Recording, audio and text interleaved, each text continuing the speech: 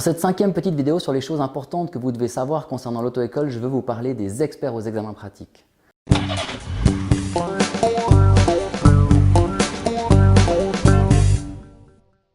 Je crois savoir que beaucoup de monde ont le poil qui s'érisse à peine entendent-ils le mot « expert » en parlant des examens pratiques de conduite. En même temps, ça ne vient pas de nulle part non plus. En fait, l'être humain, en particulier l'adulte, a beaucoup de mal avec l'autorité, la hiérarchie et encore plus avec les décisions négatives. Et bien sûr, nous avons tous notre fierté. Selon certaines légendes, à une certaine époque, que je n'ai pas connue mais que d'anciens moniteurs nous ont contées, les experts que j'appellerais examinateurs apparaissaient vêtus de grands manteaux foncés et semblaient avoir le droit absolu sur quiconque se présentait à son examen. Juste de quoi glacer le sang. Ils nous racontaient qu'au début du siècle passé, l'essentiel de l'examen s'articulait autour des connaissances mécaniques, de la manière de gérer la voiture et accessoirement de quelques règles de priorité. Aujourd'hui, en tout cas sur le canton de Vaud, il s'agit de plus en plus souvent d'anciens moniteurs de conduite. Quelles que soient leurs origines, ils ont obtenu des qualifications pour cette tâche et suivent des formations liées à la docimologie. Ils suivent une formation de quoi?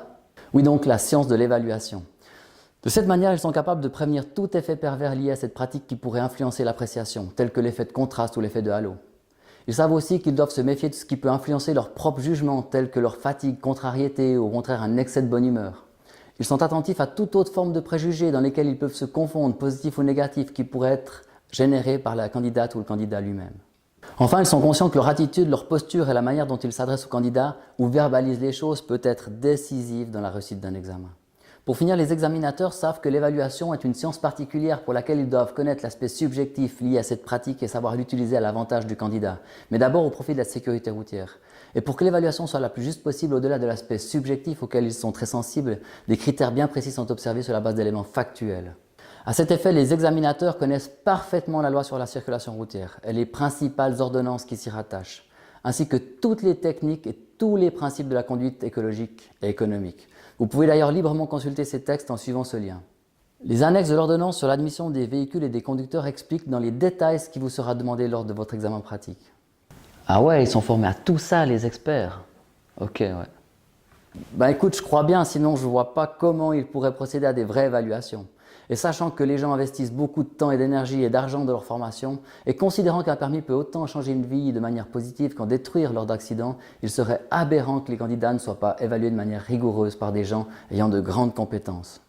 Ouais, mais bon, on entend quand même dire que juste avant les vacances d'été, il y a tout le monde qui loupe parce qu'ils ne veulent pas que les jeunes y se tuent sur la route, quoi.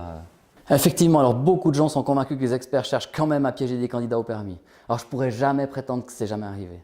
Mais pourquoi faire? L'expert n'a pas besoin d'essayer d'envoyer quelqu'un dans un sens interdit pour lui refuser un permis.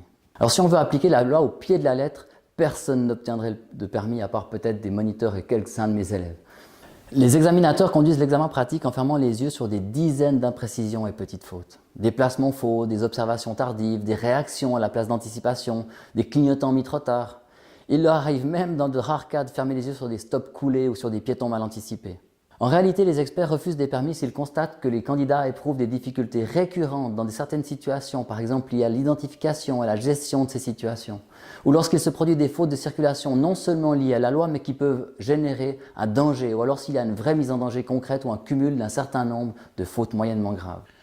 Ouais, mais il y a des quotas, là. L'expert, si un jour il a donné 4 permis, ben les 4 autres, il fait louper, et puis c'est comme ça, quoi. Les quotas. En fait, c'est faux. Il n'est pas question de régler l'afflux des nouveaux conducteurs. En fait, il serait aussi grotesque pour des experts de chercher à limiter l'arrivée des nouveaux conducteurs que pour des maternités de chercher à régler les naissances. Les services des autos tiennent à jour des statistiques et heureusement, ces chiffres servent à évaluer le travail des experts comme d'ailleurs celui des moniteurs. Ils servent d'outils de travail pour le suivi des examens. En ce qui concerne le canton de Vaud, des moniteurs travaillent avec les services auto dans le cadre de groupes de travail pour mettre en place de nouvelles manières de fonctionner dans le but direct d'augmenter le taux de réussite. Il a été mis en place par exemple le fait de ne pas redemander les manœuvres si elles avaient été réussies lors d'une première tentative. Selon le retour de l'administration cantonale, l'important taux d'échec sur le canton de Vaud est dû à un nombre important de gens qui se présentent aux examens sans s'y être préparés et bien souvent sans même avoir suivi une seule heure de conduite avec un moniteur. Bien sûr, nous trouverons toujours la situation particulière de la personne ayant suivi beaucoup de cours et qui a loupé 5 fois l'examen, mais il s'agit toujours de cas très rares et particuliers qui ne sont pas représentatifs.